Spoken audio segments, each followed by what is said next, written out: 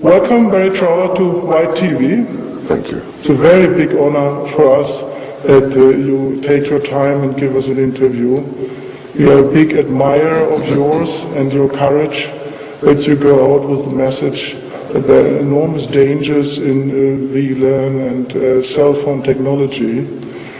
And perhaps we could start with a short background that we understand your competence and how much knowledge you could collect, that you know what you know today. Yes, I started in 1960. I studied microwave, all aspects of microwave warfare with the military. In Great Britain? In Great Britain, yeah. Yes. Yeah. All aspects of microwave warfare. I learned about the dangers, how they can affect the human body, as well as, of course, radar and military uses. Yeah. And a small part of my work after, for 11 years, was because microwaves during the Cold War were used as they are today as stealth weapons. They are perfect weapons, because people do not know they are being targeted. And any government can and has targeted individuals, groups of people, streets, whole streets of people. You can target people with low level over 18 months, 2.5 years, and you can cause serious neurological damage, serious physical damage, and of course cancers. And change the mind. Easily change the mind. At that time, whilst I was questioning sort of captured spies or agents, which I emphasize was a small part of my work, I learned of the dangerous frequencies being used in other countries, because all countries were experimenting as they are today. I had a list of about 30 frequencies that could cause about 50 serious neurological and physical disorders, including cancer. Cancer, yes. They can induce cancer. Yeah. For instance, 6.6 pulses or modulations a second can induce sexual aggression in men. Other pulses can make you feel suicidal. Other pulses can make you indecisive, lethargic. You can have pulses that will affect your vision because it interferes with the natural frequency of the eye. You can affect the heart quite easily. You can affect the glands. Make a heart attack. Oh yeah. You can also affect the glands in the body and change the hormone levels that will then change the behavior. So I did this for 11 years. I mean, I knew then about 30 pulse frequencies. Now they have a list of about 600. And they can be delivered to anybody, anywhere, by any government, even people who don't like you now. Day or night, when you're sleeping, walking around, the technology is there. And it is a perfect weapon because most of the time you don't know you're being attacked. And a tremendous success for a government is if they pick on a lady or gentleman unsuspecting and they can pulse that lady or gentleman's brain, cause a known psychiatric disorder, paranoid schizophrenia. They go to a psychiatrist They are diagnosed, they are referred to a psychiatric hospital where they can still be targeted, and they can spend the rest of their life in a padded cell or in a psychiatric hospital, and that is a success. Without being sick. Without being sick. And if they just turned the frequency off, they would recover. That is a success. And we're not talking one person here, we're talking hundreds of thousands over 40, 50 years in many countries, hundreds of thousands.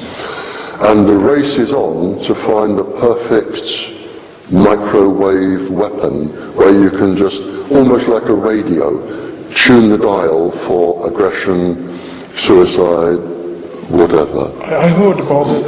There are already technical devices. You hang it around your neck, a little pult here, and then you can have some sparks and steer.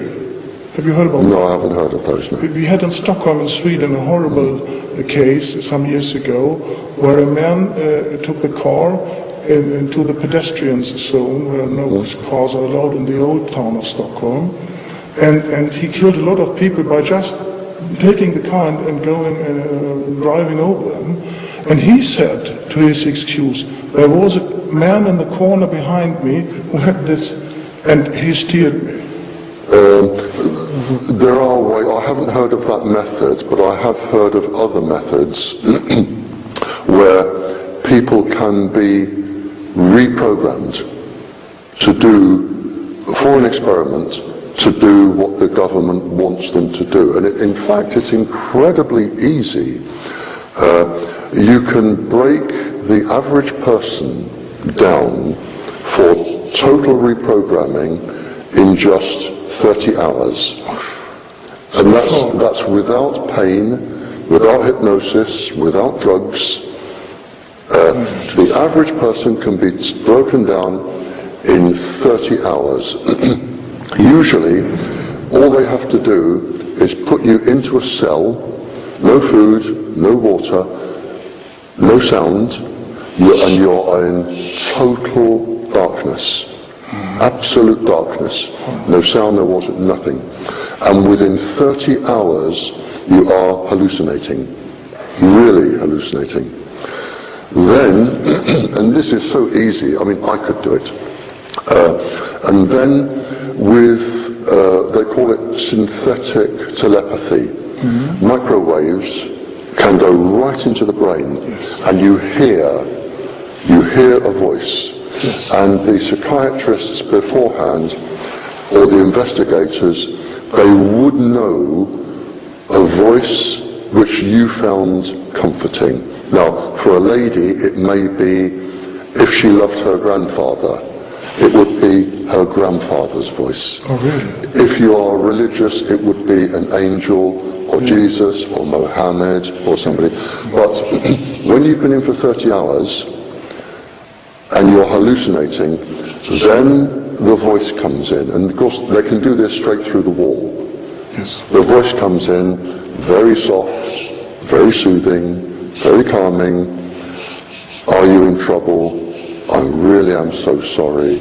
Let me help. And over months or years, however long it takes, you will come just to rely on this voice. And if you don't do what this voice suggests, then the voice disappears and you're back in trouble. So you learn, a bit like heroin, you learn to depend on this very friendly voice. And if you talk to the voice and you're agreeable with the voice, you get food and you get light and and then when you go home, the voice can wake you up in the middle of the night when you're sleeping and ask you questions, and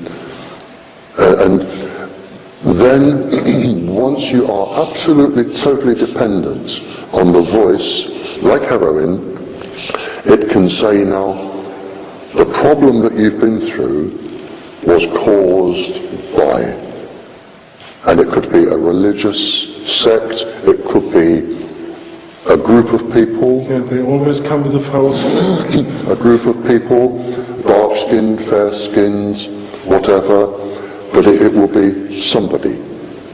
And they would say, now what I need you to do is help us defeat these people. And the next thing you've got is a bomber or a murderer, and it can be done. It is. For example, Mikhailo Mikhailovich, he was convicted of killing the Swedish Foreign Minister Anna Lindh in 2003. Yep. He said, I had so strong voices in my head, Yep. they gave the order to kill her. Yep. And that was for me a clear evidence that he was mind controlled, that he is innocent, he was just a tool. Yep, but of course you can't prove it. And the government will say you're mad, lock him away. Yes. But it's a success. And if you wanted a single person, all you have to do with the person is say, well, the only person stopping you reaching a normal life is Mr. Smith. And as long as Mr. Smith is alive, you are going to suffer this. And it's very easy. It's very easy to reprogram a brain. Very easy. Yeah. I mean, religious sects do it sometimes to convince people. Look at the big mass suicide we had years ago. I forgot, in America. Waco. It's very easy to retrain a brain. Yes. Very easy. Yes, for me, my research shows clearly Waco was also a mind control operation. That is for sure. And even Timothy McVeigh, the Oklahoma bomber, he was at those doctors making mind control and reprogramming.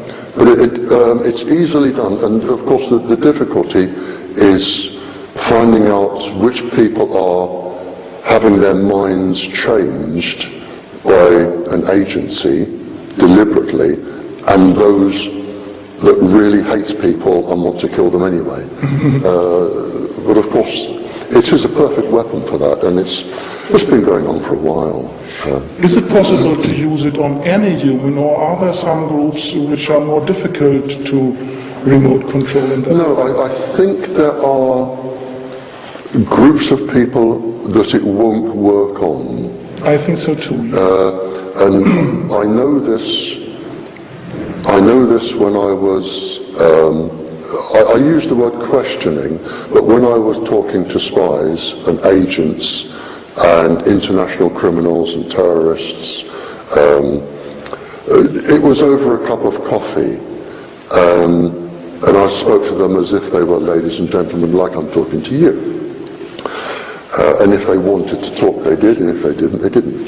But over the years, 11 years, there was only one that I never, ever managed to get anything from at all. There was one. And there are people who can resist.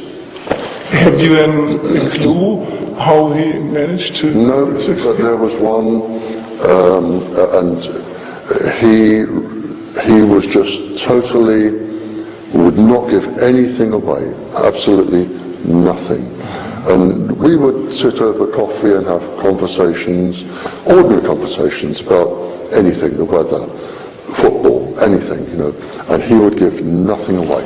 Was he from Eastern Europe? No, he's from Ireland. He would give nothing away. Interesting, because in Eastern Europe they had advanced technology to shelter against mind control. But interesting. Yeah, but he would give nothing away. Yeah, that is a little comfort because they can't get anybody, but they can, the majority they can use and reach. I'm trying to think of the percentage. I'm trying to think of the percentage of people who could be really, really programmed, and I can't actually. It's probably quite high, but there will be a group who cannot be programmed. There will be a group. Do you know about the goal? Is there a goal to program anybody? I know with one of the programs over a 40-year period, they took 500,000 people. I know that they had pregnant women, children over the age of 4, Muslims, Catholics, prisoners, drug addicts, grants, servicemen, the whole cross-section. But one thing they didn't publish was the failure rate.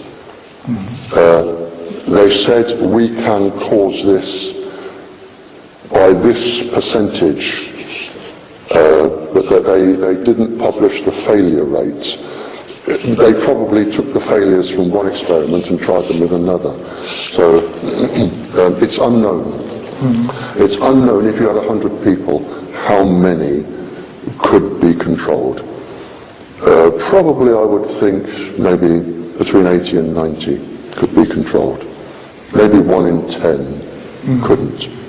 And in Great Britain, one may suppose that it is MI5 controlling the technology.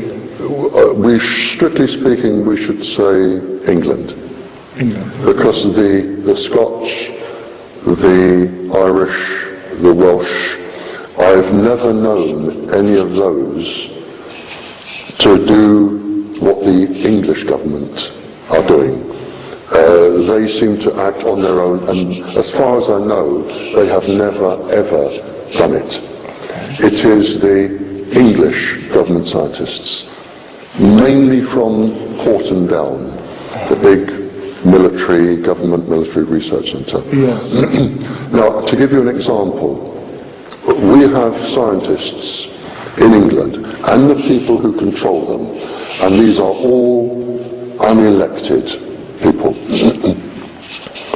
In 1960, and this went to court, in 1960, they took 20,000 young, fit servicemen and women, and they injected them. They said they were flu injections, and they injected them with toxins, poisons, chemicals. A lot of them died, a lot of them suffered an agonizing life with joint problems, cancers, and 50 years down the line, just a couple of years ago, 50 years down the line, the survivors, and there were only a handful, the survivors managed to get this to court.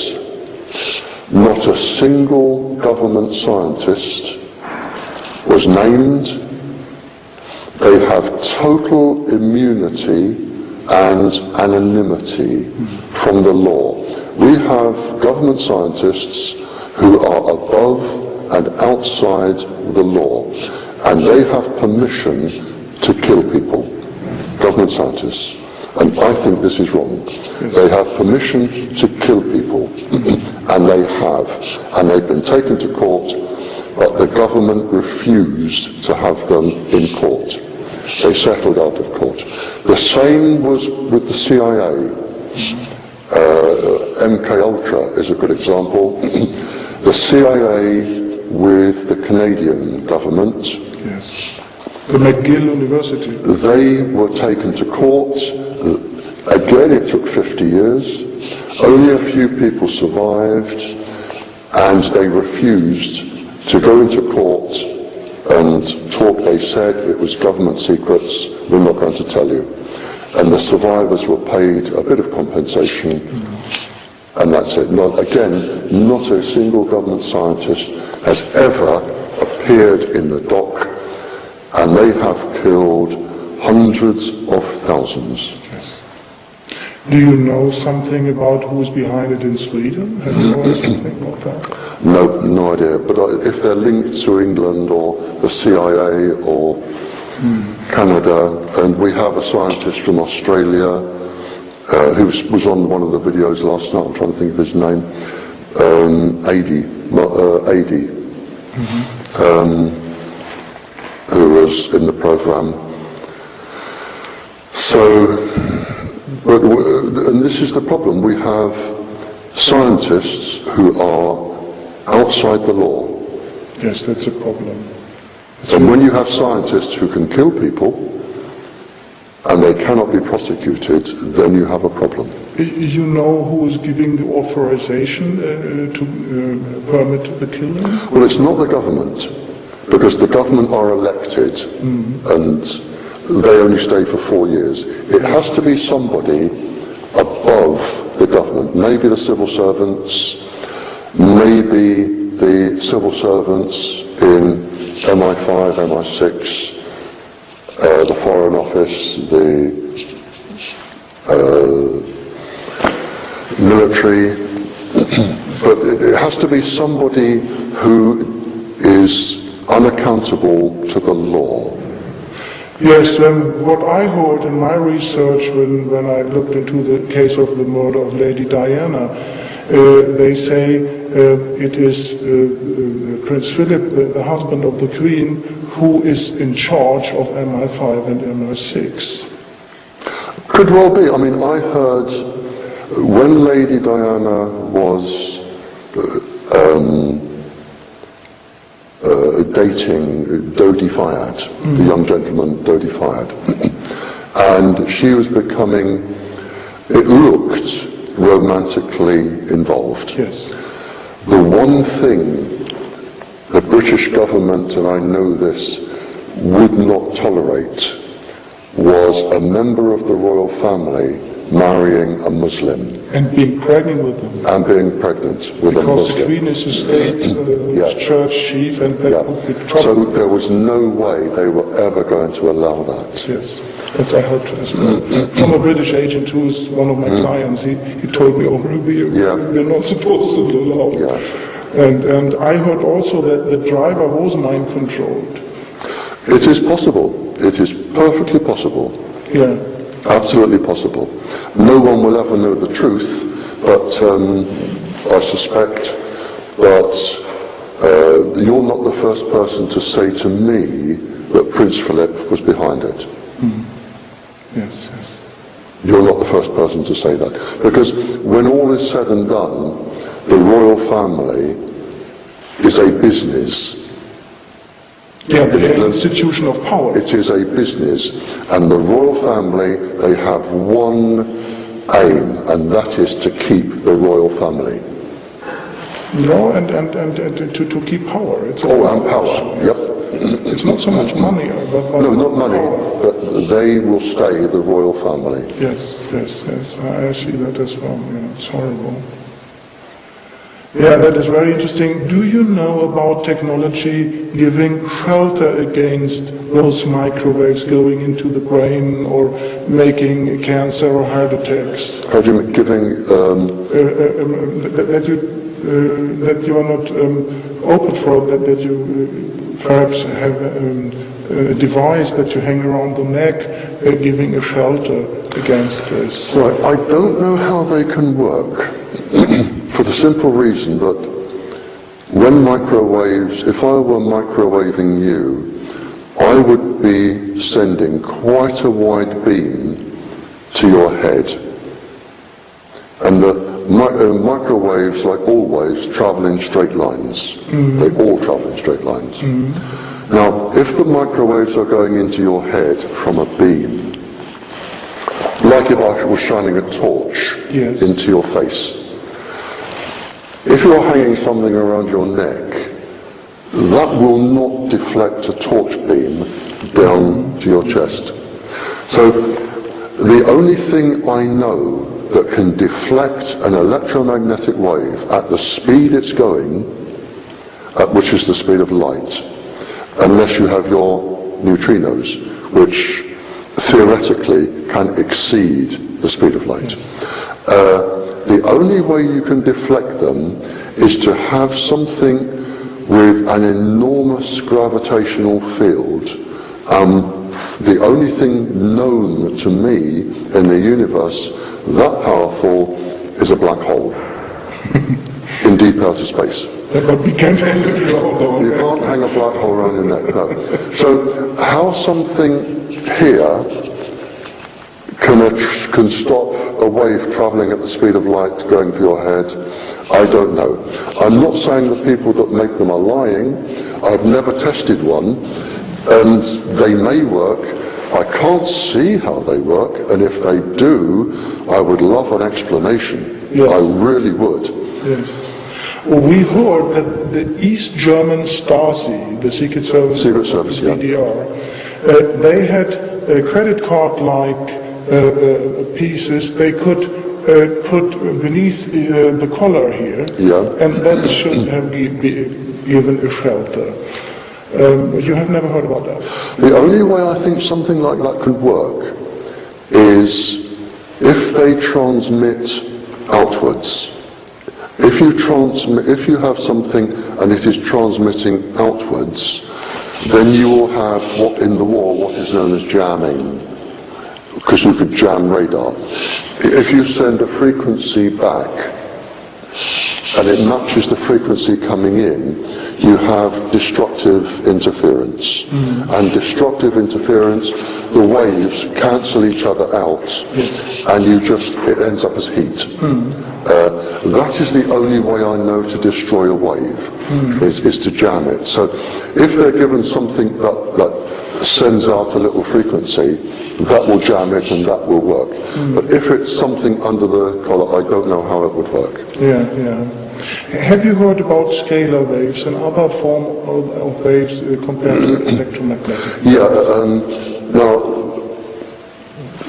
with my classical physics degree, a scalar is a measurement on a ruler that doesn't move. It is not a vector that does move. No direction.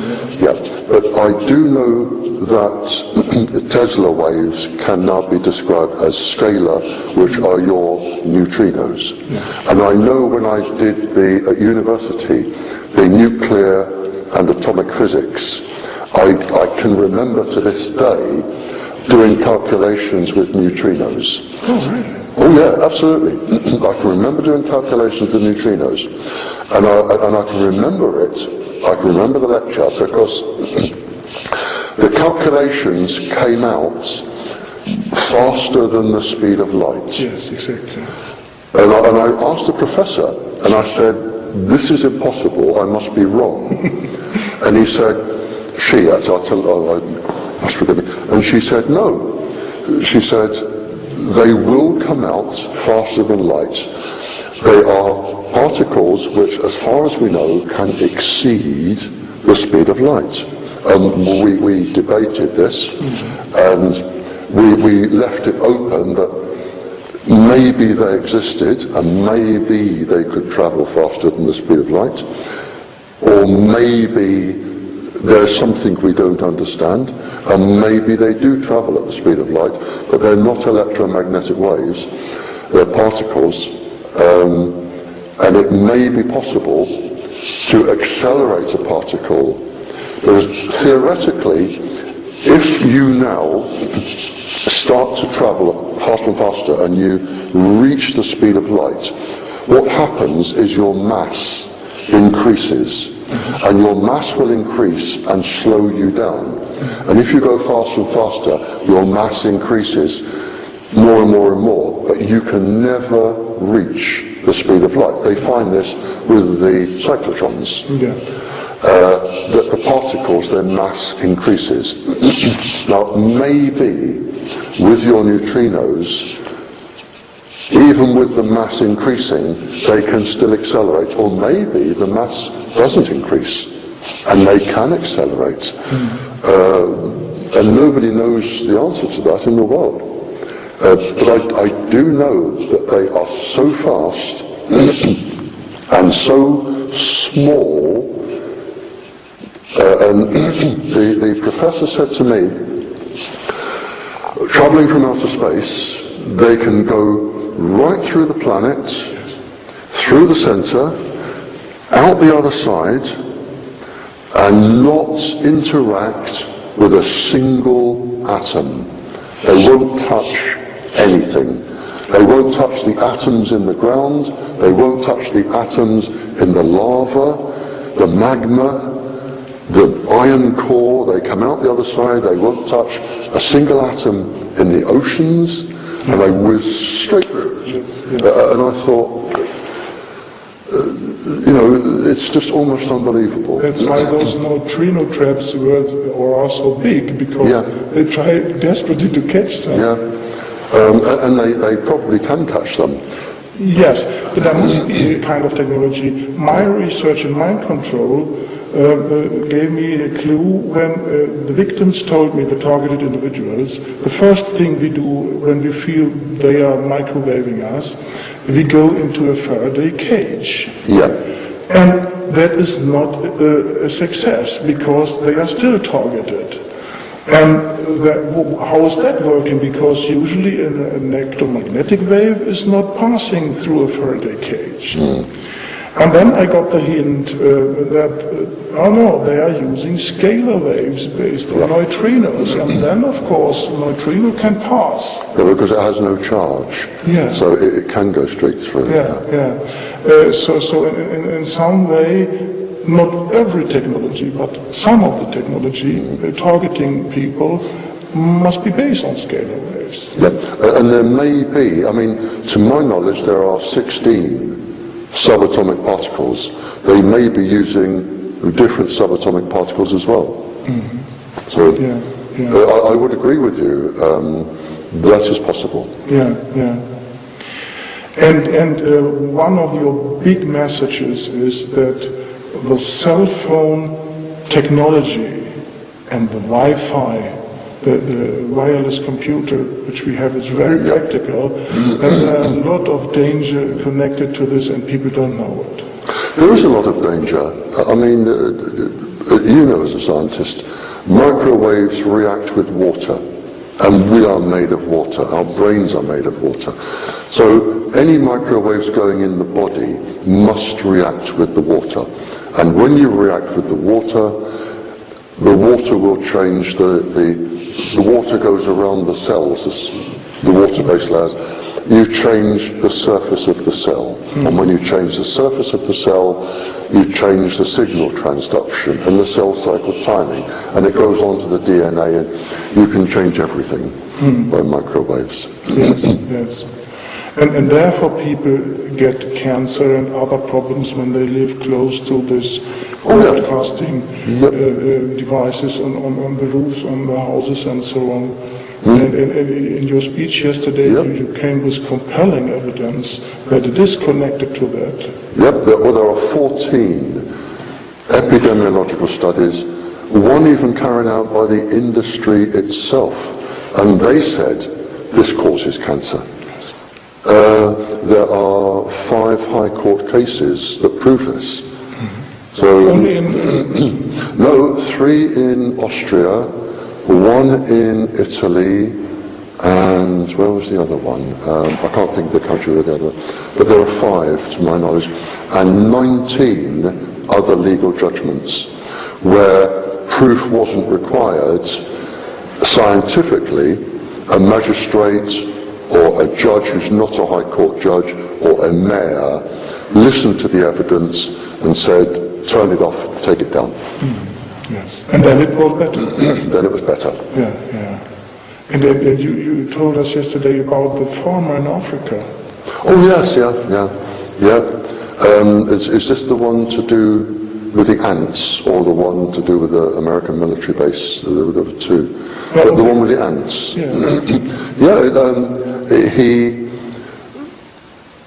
He came to me and said, would you come to the field with me, Barrie? And I said, of course I will. Lovely gentleman. And I went to the field, and he said to me, what do you hear?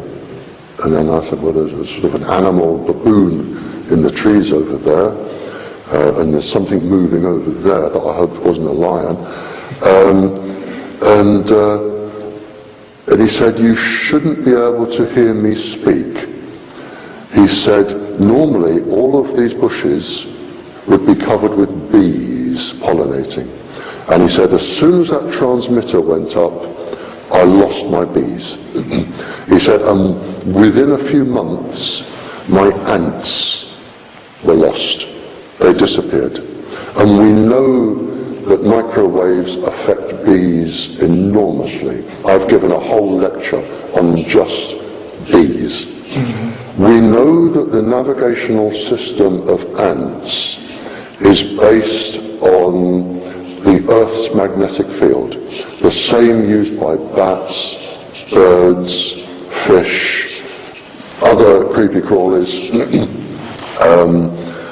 and the microwaves are too powerful for the navigation system to work. It's the cryptochrome mechanism in the brain.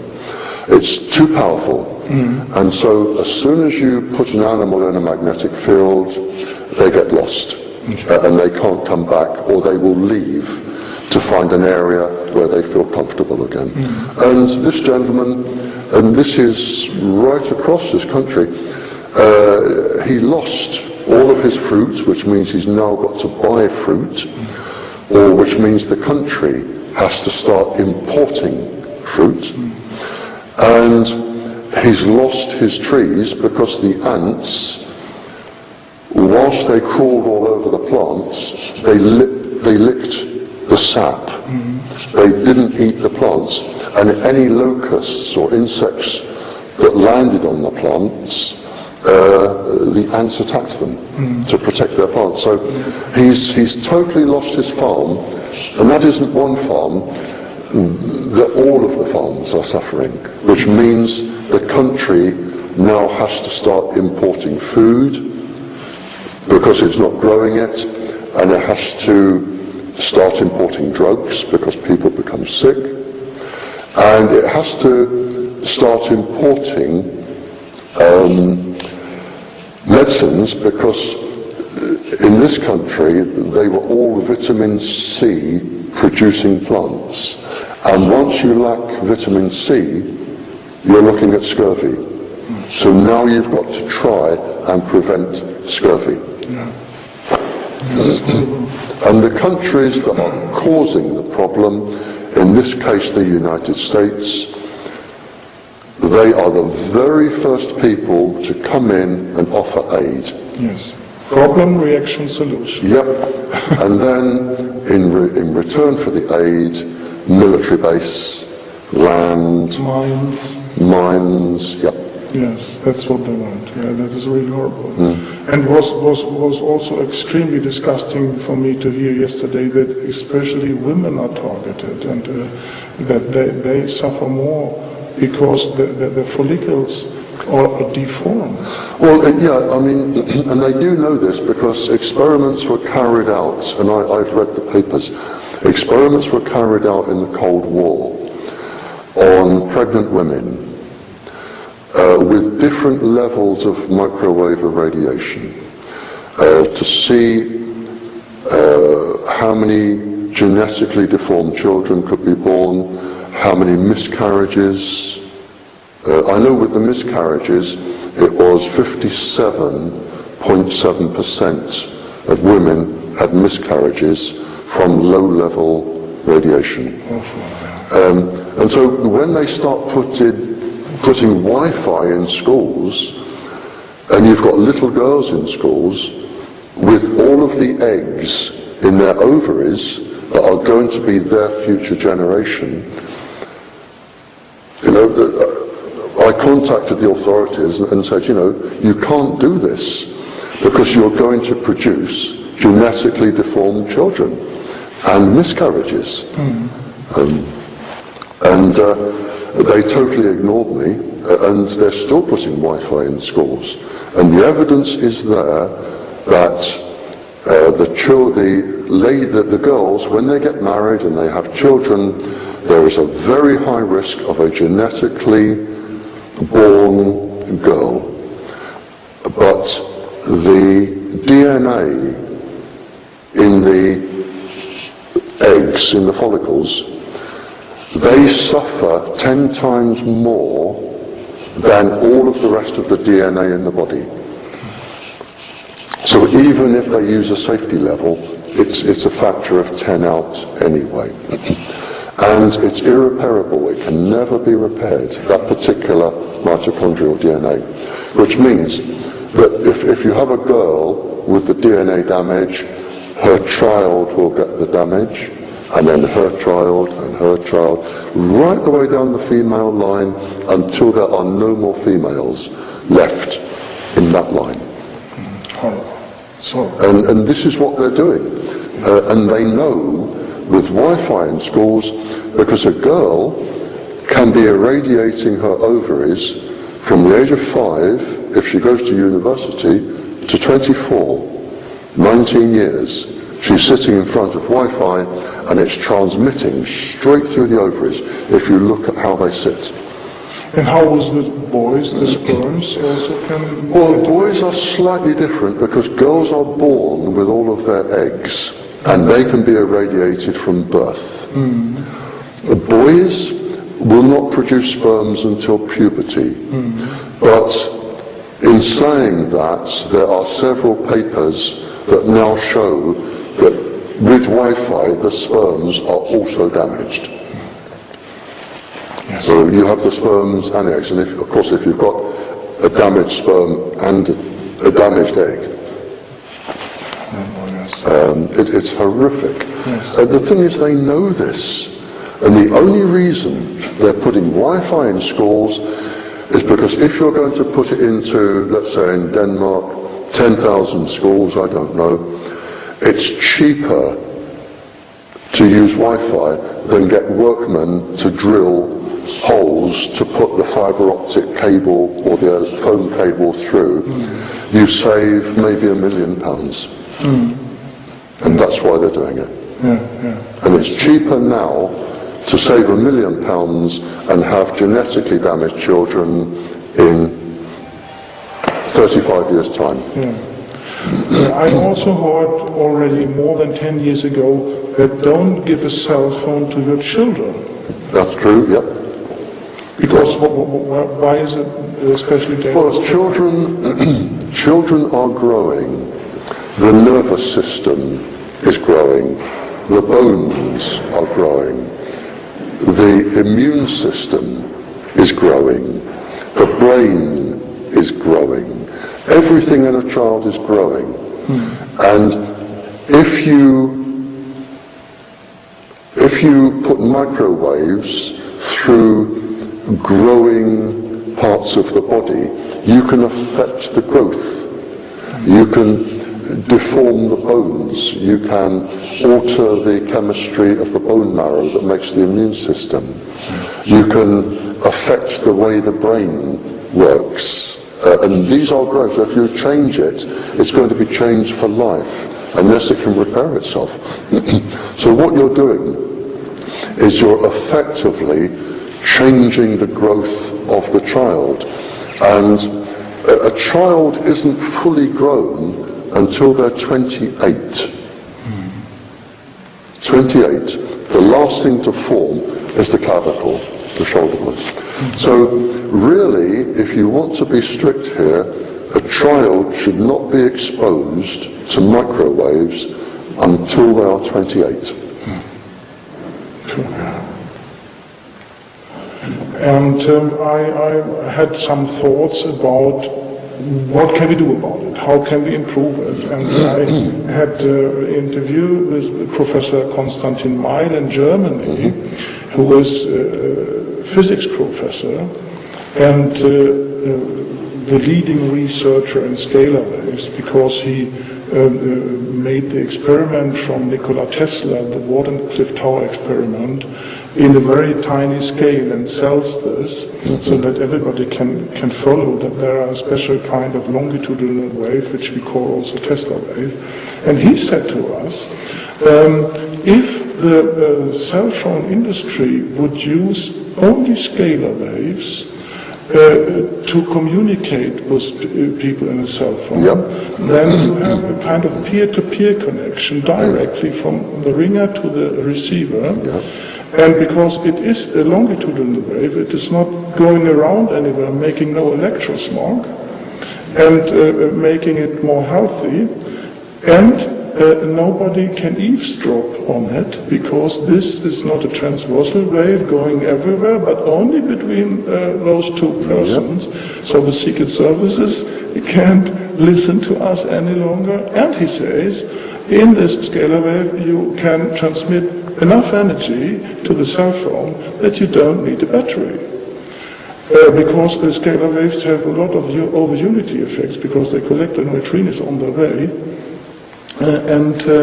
This what Tesla showed already in the 1890s when he had light bulbs 42 kilometer glowing without a cable between the generator.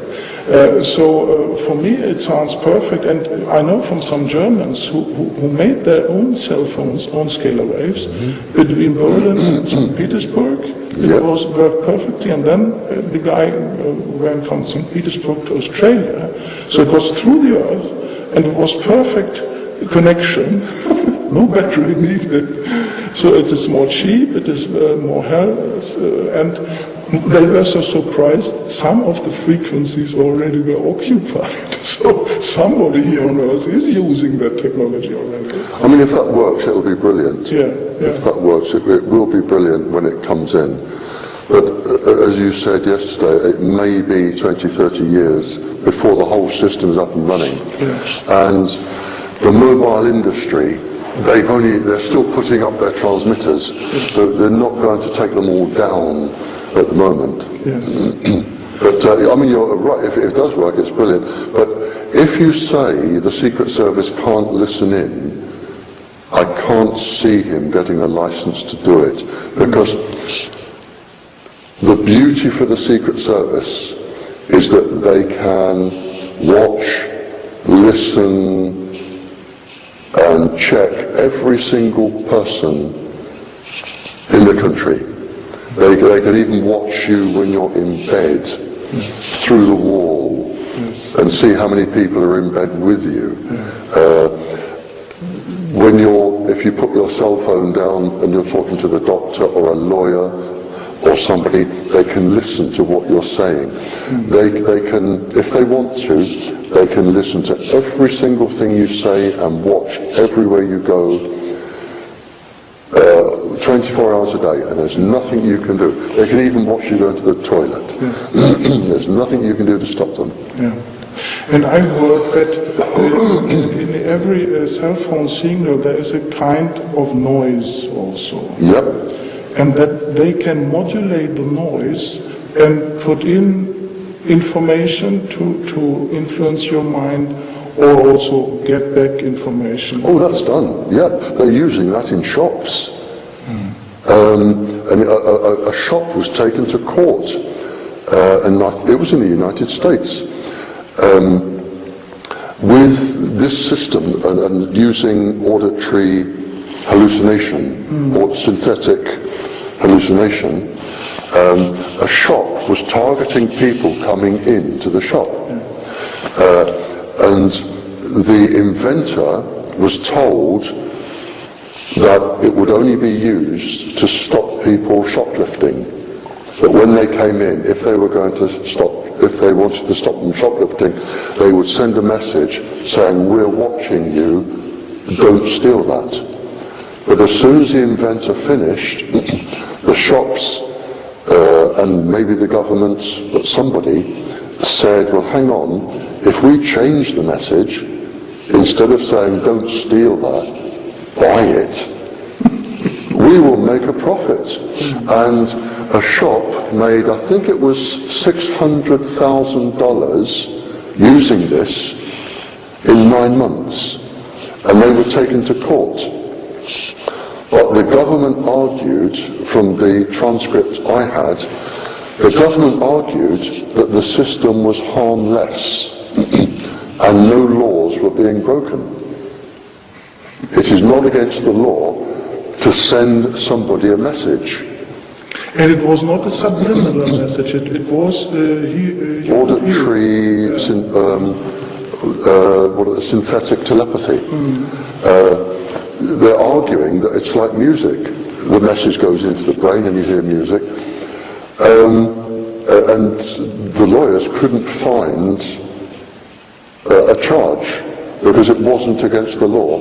And the government scientists said, well, as far as we're concerned, all of this is safe. Because they use it, they have to say it's safe. And since then, it has spread to other big chain stores. And we don't know now how many chain stores are using this. But now there are big chain stores and fast food outlets that are targeting certain people to encourage them to spend more money. And that's amazing. And you think, well, we're back to where we started. I mean, what else can you ask them to do? Just supposing, the owner of a shop gets one of these devices and takes it home. And however the message is sent, maybe from a tape or it'll be electronic voice these days, supposing the owner sends the message through the wall to his next door neighbour, saying, I admire you, come and sleep with me, or move because you're not wanted here, or you can send it across the street. I mean, somebody's only got to buy one of these and start using it for their own devices, and then we're back to where we started, where you've got people hearing voices and they're getting confused. When they modulate this information on the carrier wave, do you know whether they modulate the amplitude or the frequency? They can do either. They can do either. If you modulate the amplitudes, you will get more energy. If you modulate the frequency, you will get more vibration. You can do either. If it depends on the energy, you'll probably end up doing both. But you would, with the noise, you can also put in anything from the 1 to the 600 pulse frequencies as well. So you could make somebody feel incredibly happy and indecisive or decisive, so they will buy something or do something. You can also put in the pulse frequencies. And shortly before the Olympics in London now, you gave a fantastic interview to Lars Drygold from Denmark. Oh yeah, I remember that. And you touched the Olympic Games and said it would be perfectly easy to support a sportsman. It's so easy, I could do it. It is because of the known frequencies. If you target somebody, and this comes from, I will say, an intelligence case. There was a researcher who was murdered. I will say murdered, but it wasn't proven. But everyone knows he was murdered. He discovered something, and for what he discovered, he was murdered. And somebody from this country contacted me to say, do you know what he was working on? Do you know the pulse frequencies? Do you know everything? And I said, well, yes, as it happens, I do, because I've been reading about that recently. And they said, would you make a statement, because he's dead, he can't appear in court, would you make a statement for the court? And I said, yeah. So I wrote an enormous statement with the evidence, sent it to the country. And it was to do with targeting ministers of the government with pulse frequencies. Because if you have a minister that is going to make a crucial decision, and you can target them, you can probably make them change their minds. It's very easy. And at this time, the Olympics were on, and somebody said, could Olympic athletes be targeted? And I said, easily. From any transmitter, straight through the wall to their bed when they're sleeping. And all you have to do is target them with a specific pulse frequency that will make them lethargic, disinterested. It's easily done, very easily done. Maybe feeling a little bit fluey. And all you have to do is take away the ability to slow them down by maybe a second. That's all you need. Slow them down by a second or two. You can even do it whilst they're running. You can do it from a block of flats. Whilst they're running, you can just target the brain. Or the muscles, depending on the frequency, or the heart. You can actually make the heart not beat properly. And the gentleman you said when he was at my house, he said, "Is it possible?" And I said, "It is easy. Absolutely, all you need is a transmitter that will transmit into a beam, so you only get the one person, not the rest. You want a microwave beam, you can put it on a carrier wave, which will help the beam. You can use a high-powered lens like they use in sniper rifles for the beam, and all you have to do is target. All you need is not even a clear view of the athlete, because it will go through walls, and you can target somebody and you can slow them down. And any country with the technology, not only can you slow people down, but you can speed them up. And speeding them up is easier. If you target the adrenal glands, you will get adrenaline, natural adrenaline produced in the body. That has the effect of speeding up the heart, speeding up the reactions, because if somebody came through this door now to shoot you, your adrenaline would come out straight away, you'd be in your fight and flight mode, everything will be ready. You can induce that in people. So you can actually produce adrenaline, and it would not come out in a drugs test, because adrenaline is a natural body substance, so it wouldn't come out. And of course, if you're a little bit scared, as people are athletes before the starting gun, adrenaline's flowing anyway, you're just increasing it. So you could slow one person down, who may be your biggest rival, and you can speed somebody else up. It is easily done. Whether they're doing it, I don't know. You would need a detector somewhere near the ground to detect it. It could be detected. You could get them when they're asleep. But yes, it is possible. It is possible to manipulate the Olympics easily. It's so easy, and I'm certainly not a clever person compared to some of the other people. It is so easy, I could do it. Because I was amazed that Britain were on the third level with the medals this year. I wondered that. I thought, how come we've done so well? It's very unusual. Yeah. And I was looking and I thought, well, we've beaten Australia and we never beat Australia. And Germany. And we've beaten Germany and we've beaten Russia. And I thought, we have never been this good. And I mean, in my own childish mind, I thought, I wonder if anyone's beamed these athletes while they've been working.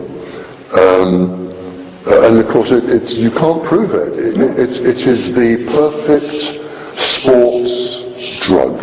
Yes. The perfect drug. Yes. It induces a natural body substance. Perfect doping. Adrenaline. Cortisol, adrenaline. The perfect body substances, it won't come out in a drugs test, and you can give somebody a good second or two, and that's all you need. And I first thought it could be the advantage that they are at home. But then I looked at the statistics. In the last London Olympics, they were also at home, but they were very lousy in the results, so it couldn't be that effect. Yeah, I remember that, the White City in the 40s, 50s, I remember that. And you're right. And I did have a childish thought when I saw us on the score table. and thought we've only been beaten by the United States and China, Yeah. and there's something wrong there. Yeah, it is fishy. So, but maybe, without taking it away, maybe the athletes are that good. Maybe they were beamed, I don't know.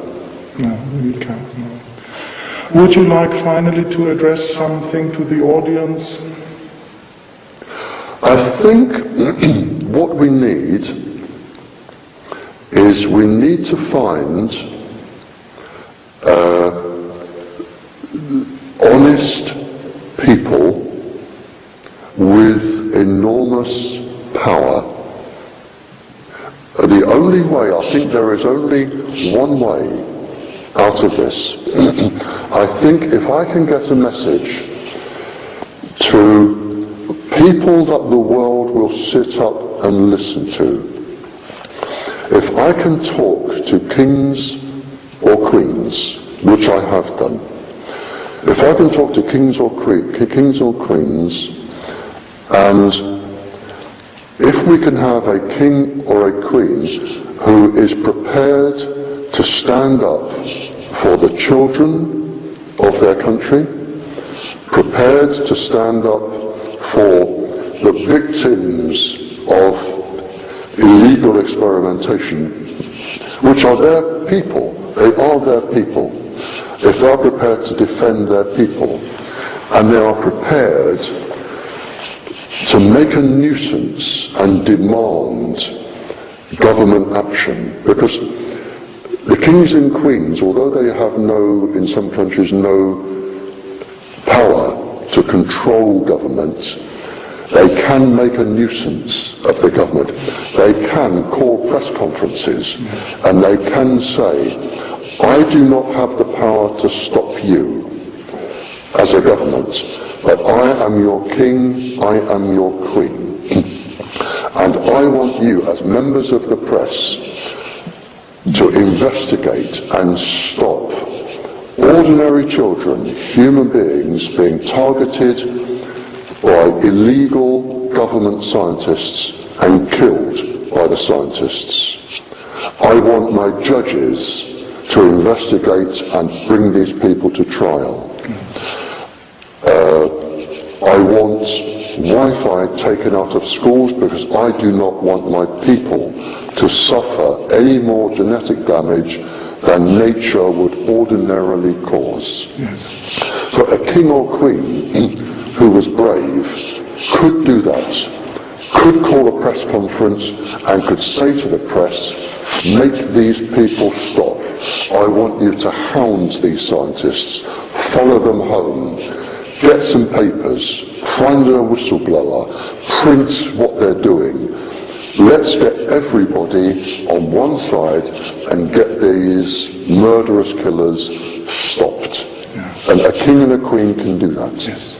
And if I can see a king or a queen and I can give them the proof and give them the evidence, and they care about not only their future, but the future of the people they are the king and queen of. They are like the mother and the father of a family. Mm-hmm. We are their family. Mm-hmm. And if they can say, I will not have my people tortured by government scientists just for research, and I will not have genetically born damaged children because somebody is too lazy or too greedy not to drill a hole through a wall. And I am going to encourage investigative reporters to get to the bottom of you.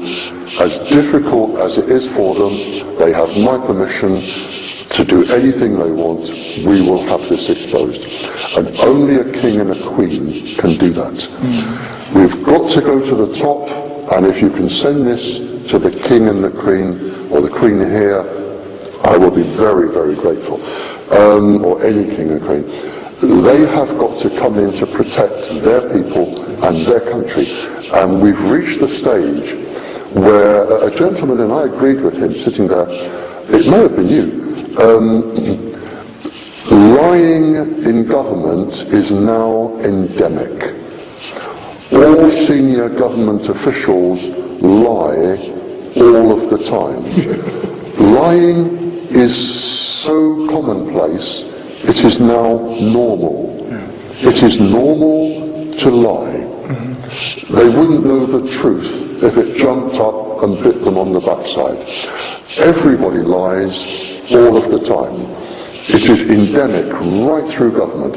I said yesterday when I was talking, when I started questioning spies and people, the biggest task I was given was to investigate corruption in the senior London police and the senior London government, with their access to the expensive Mayfair clubs like the Playboy, where they would meet international criminals and gangsters and other people. And 45 years later, look into our papers now. The two organisations being questioned and targeted by the press for corruption are the police and the government. We have been corrupt for 45 years. It is endemic. Governments do no longer govern. They do not represent the people. They represent industry. And they will kill people to please industry. They will murder people. Children, embryos, fetuses, infants. They will murder anyone to please industry. And we need now, and there is only one way to stop this, we need a king or a queen to talk to me. I can put them in touch with other kings and queens who will verify what I say in their country. And hopefully we need a king or a queen that will call the press, the best of the best of the investigative reporters, and say, publish this, hound these people, get to the truth, and I want everything in the papers until you stop the murders, you stop the genetically damaged children. That is the only way, and if they don't do it, we are going to lose our countries, and we are going to lose our people, we are going to lose the human race because of the acid rain, the carbon dioxide, the trees, everything which the microwaves are destroying. We're going to lose everything. And my message is, and I'm sorry it's so long, my message is to the king and the queens, you have the status, let me see you use it for the benefit of the people. You have the luxury. You have everything you want. You have everybody bowing and kneeling to you. Turn the tables for once, just once. Do something for us. You can save your people. And that is what I want from the kings and queens. Thank you very much. We are very grateful. My pleasure. And if you can show that to your queen, I'll be grateful. Yeah, but in Sweden we will show it to the king. Yeah, to the king. Yes. And we have a very good king in Sweden. And if like our royal family, there are armies of people to stop people like me getting access, if you know an investigative reporter who is fearless and can tell the truth and can publish it, get it published word for word. I will do my best. Thank you very much. My pleasure, sir. My pleasure.